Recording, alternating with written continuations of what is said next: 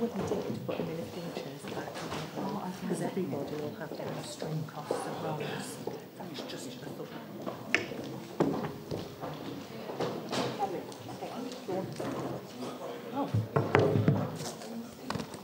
I know that this is a little bit unorthodox, but it seemed to me that now that we've all had an opportunity to hear what each other has had to say, it might be a good opportunity to kind of reflect on the sort of, sort of reports or advice that, I think you've heard me sort of kind of indicate the type of reports that we're going to be getting as a follow-up on this, and staff have been taking careful note of the issues as they've been raised.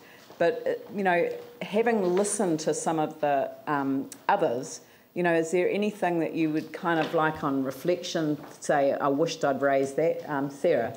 I think that one thing that comes out quite strongly across the boards is around communication, and sometimes things happen at council level and through staff and projects and things that are happening that affect our wards, and we don't know about them, and it's really hard to be involved and to give good local information when we're not involved really early in the process. And that's happened a few times recently, that things have been mentioned today, as well as sort of over the last year or so. Also that as we're moving hopefully towards a more community governance model, using the community boards in that way will be really, really valuable, and it will save time and money to involve boards and the community much earlier in the process, as early as possible. But what's been the reaction to the shift of the Strengthening Communities staff away from the building here and out into the community boards areas, into the service centres? Well, we've always had some staff in Akaroa, but I mean, it works incredibly well having your staff sitting beside you, understanding your community, and having people that actually come from our communities in those roles. It's very important to have many eyes looking at what's going on. I know that Andrea and I have discussed a couple of times the fact that with our wards, still feeling that the earthquake strain in a lot of ways, we're actually both losing a Strengthening Communities advisor. Post-quake, our wards had an extra one allocated, so we had 3 per ward. And that's no longer going to be the case, and I think our communities are really going to feel that. Our communities are at the most stressed they've been right now. Community groups, they're needing more help than ever. More help. Yeah, we need support. Phil? Just wondering if there might be some other parts of council too which might join that, like those community teams. And like one that I mentioned to be with Pegasus Ward around local flood defence planning in events and emergency events. Like there are staff working on that, and I think as they visit the boards, it's essential in fact that you tap into them and vice versa. We used to have... So just is the scope there, is that an example, maybe you know of some other examples too, where in fact that team concept can be developed? Yeah, we used to have a green space consultation leader based at the Beckenham Service Centre, and it would be great if we could have some green space consultation people based in part of those teams too.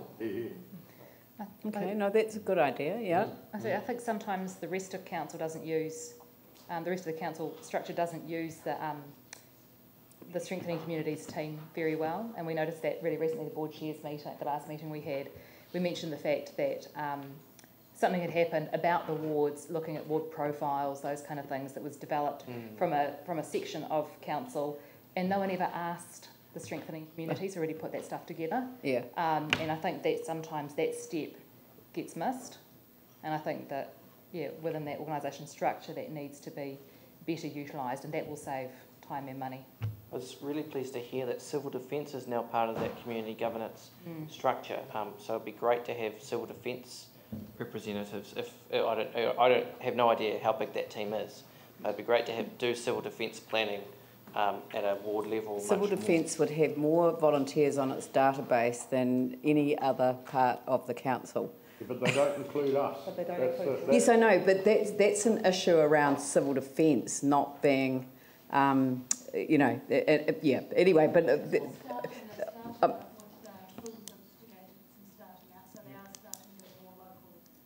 Yeah.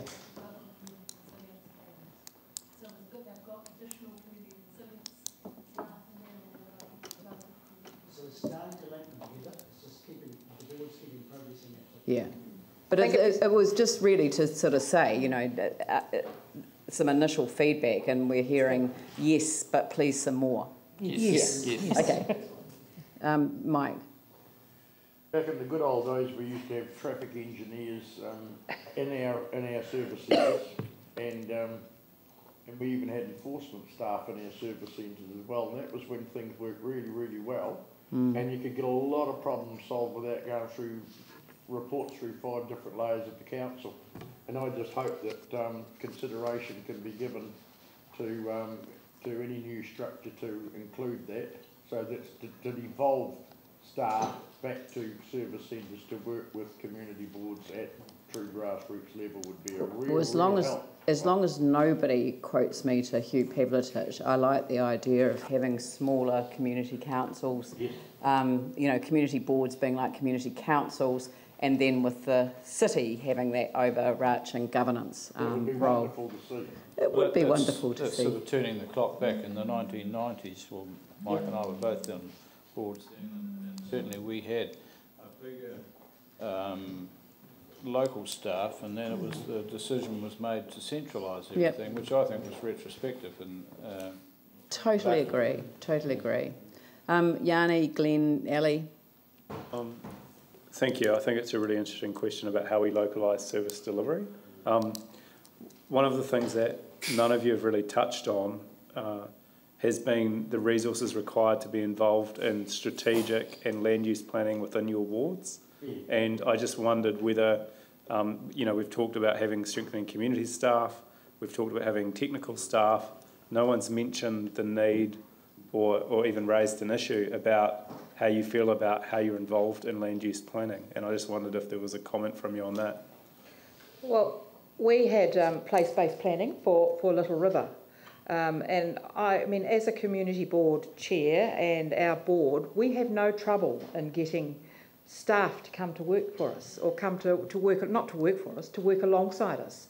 I mean, and I think if you've got an issue that we need to be able to ask for staff to come and support us through whatever it might be, whether it's civil defence, rural fires, or whether it's land, you know, place-based planning, or whatever it is. We've just got to ask. I think the issue at the moment is the district plan review, which is a truncated process, and our staff are conflicted because they can't go and present evidence and provide support for the community boards to give it, which is why additional funding was made available so that external planning support could be made available to assist the community boards. It's not, yeah, but we haven't.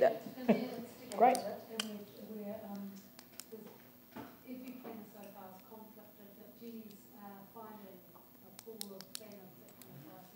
Thank you. Thank you. So I mean, there isn't going to be, hours and hours and hours of consultancy work available, but it is to enable you to submit on the Phase 2 and Phase 3 notifications. So the Phase 2 notifications have just happened, so you're going to need some support now for making submissions on it. I'm not sure when the submissions close on that.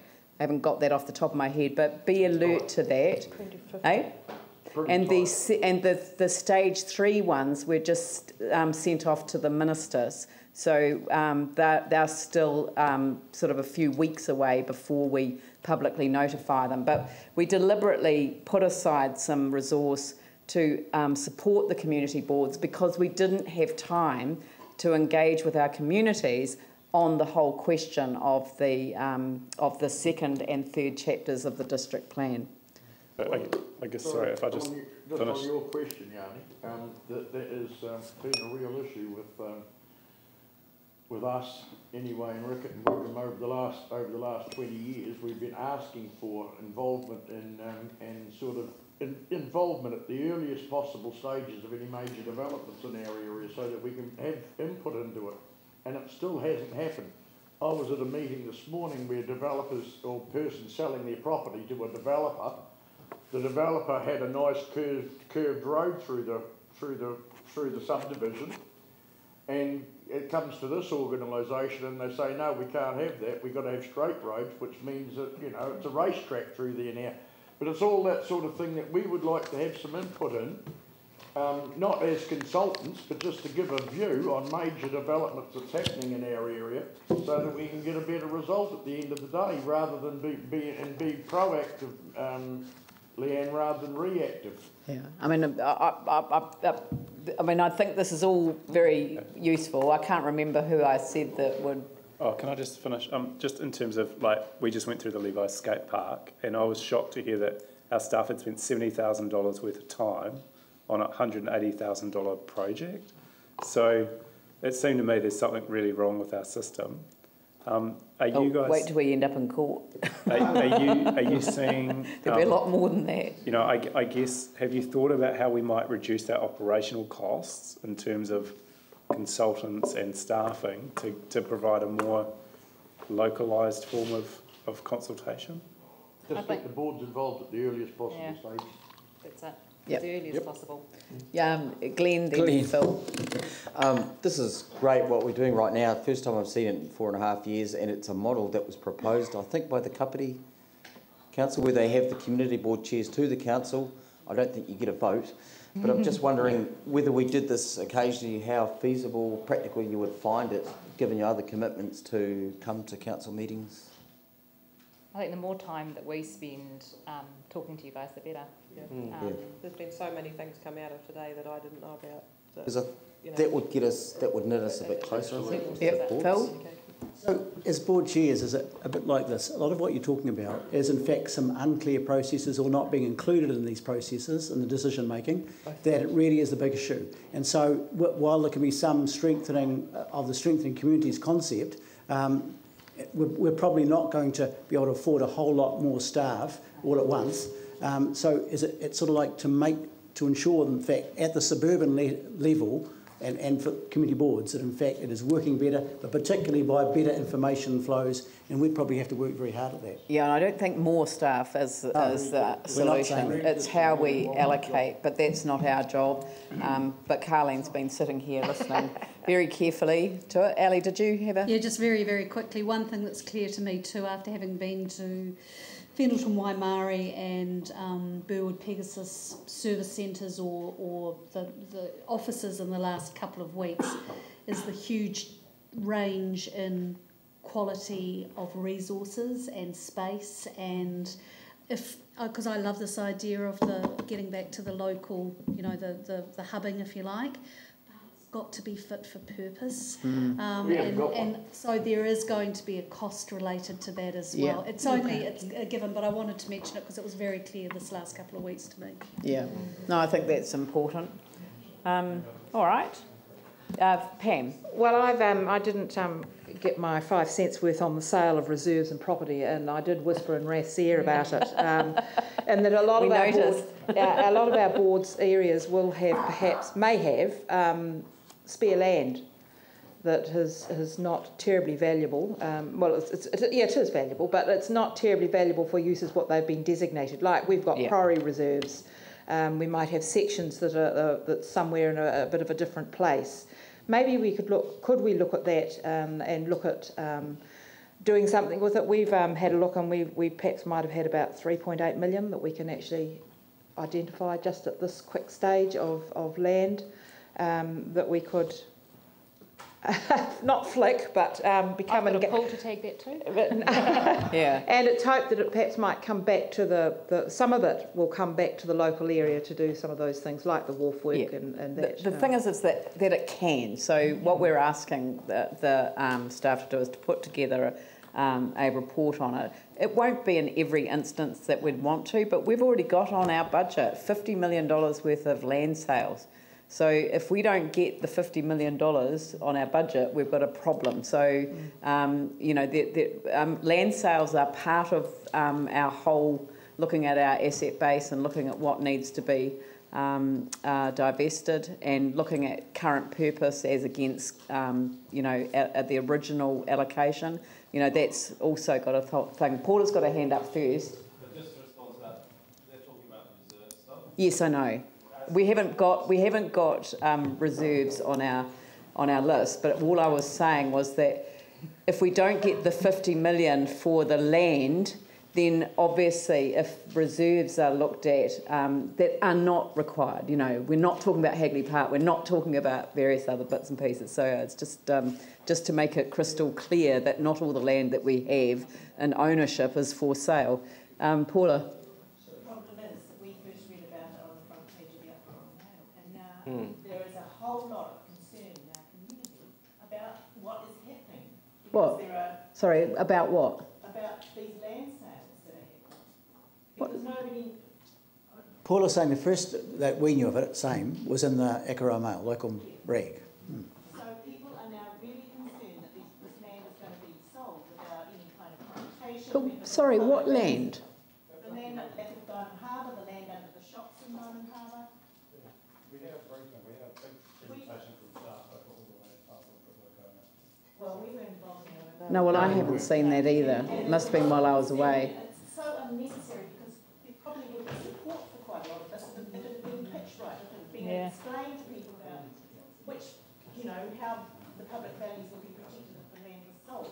Yeah, we haven't actually made any decisions about actual parcels of land that is being.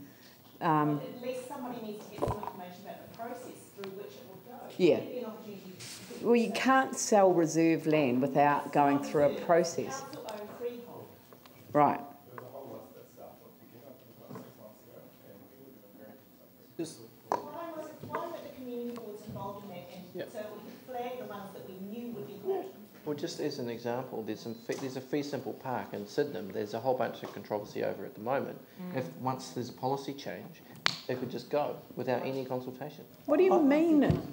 But we're not changing the Reserves Act. No, it's not a reserve. It's fee simple. It's how it's not.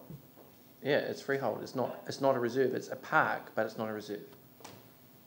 Well, I've got no idea where that information came from to get to the mail, quite frankly. I hadn't seen it in itself. We did an official information inquiry, and it's in the back somewhere of the documents behind it.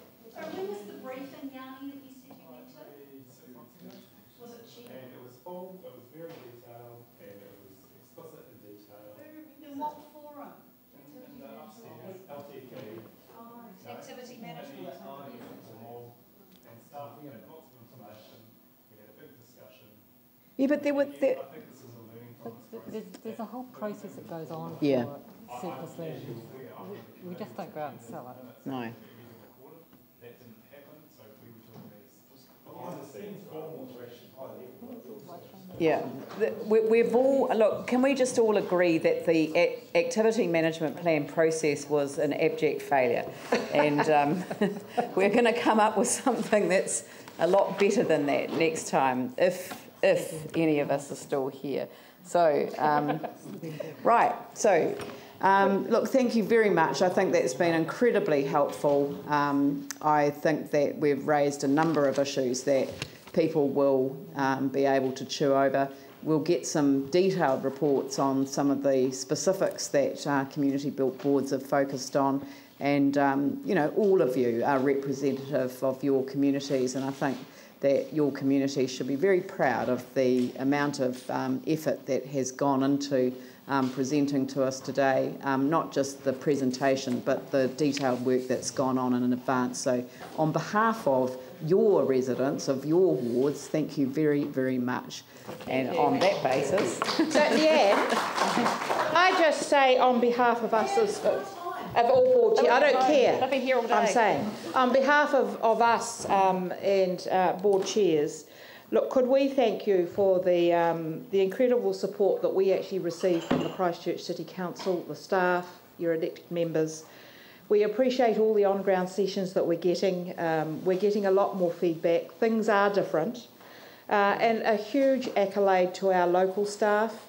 In every corner we've got staff that are working challenging situations, and we really do need to acknowledge their very hard work that they're tendering to us to ensure that we can get the best out of our team. Yes, we are.